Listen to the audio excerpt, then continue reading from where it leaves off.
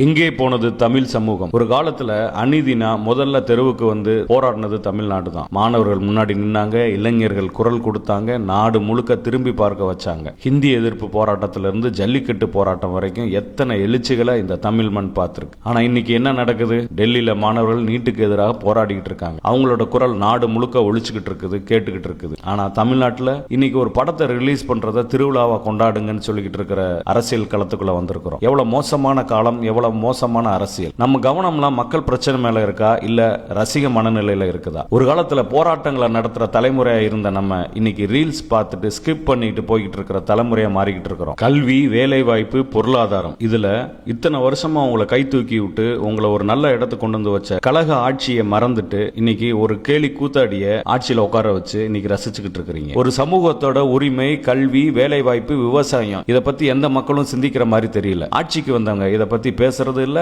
மக்களை சிந்திக்க வர்றது இல்ல. நம்ம சிந்தனை எங்க போச்சுன்னு கொஞ்சம் யோசிங்க. நம்ம எதை சிந்திச்சுக்கிட்டு இருக்கிறோம், எதை பத்தி யோசிக்கிறோம்? சிந்திக்க மறந்த சமுதாயம் சிறைப்பட்டு போகும், அறிவிழந்த சமுதாயம் அடிமைப்பட்டு போகும். எங்கே இருக்கிறாய் தமிழ் சமூகமே? எங்கே இருக்கிறாய் ஜென்சி தலைமுறையே?